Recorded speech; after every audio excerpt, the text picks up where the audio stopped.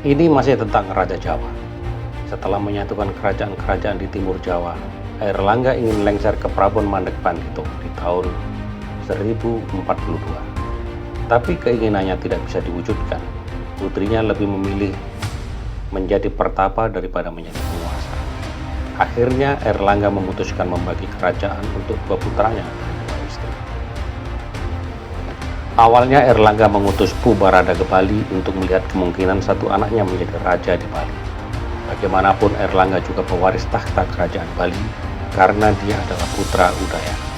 Tapi adik Airlangga sudah naik takhta dan tidak mau menyerahkan kerajaan untuk putra Airlangga. Airlangga kemudian meminta Pu Barada membagi kerajaan Medang yang berpusat di Kahuripan menjadi dua. Pu Barada membagi kerajaan menjadi dua dengan garis pembagi ditentukan dari titik tengah Gunung Kawi, ditarik garis ke utara dan ke selatan. Kerajaan di sisi barat dinamakan Panjalu, ibu kotanya di Kediri dengan istana di Daha. Rajanya adalah Samarawijaya. Kerajaan di timur Gunung Kawi dinamakan Jenggala dengan ibu kota di Sidoarjo dan Surabaya kini dengan istana di Kahuripan. Rajanya adalah Mapanji Garasaka. Airlangga menyusul putrinya Sang Ramawijaya Tunggadewi menjadi Brahmana. Di tahun pertama sudah terjadi peperangan antara Panjalu dengan Jenggala. Kemenangan terjadi silih berganti dengan dalam pertempuran. Dua kerajaan sama-sama bertahan tapi sama-sama mengalami penurunan. Ketika dipimpin Sri Jayabaya, kerajaan Panjalu mengalahkan kerajaan Jenggala.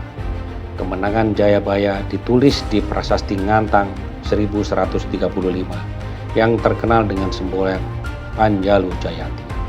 Kerajaan Jenggala dibiarkan eksis meski mengakui di bawah kekuasaan Panjalu. Sri Jayabaya kurang lebih 24 tahun berkuasa dan kerajaan mencapai masa gemilang. Kekuasaan Jayabaya kemudian dilanjutkan oleh keturunannya Sri Sareswara, Sri Ayaswara, Sri Gandra, dan kemudian Sri Kameswara di 1182.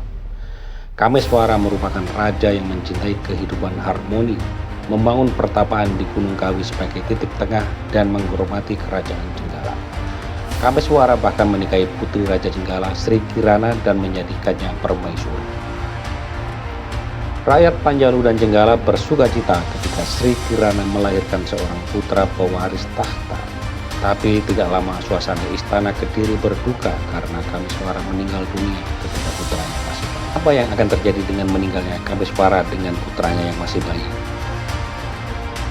Apakah putra Sri Kameswara yang berdarah campuran Panjalu dan Jenggala berhasil menjadi kuasa ketika di masa? Kita tunggu di sesi berikutnya.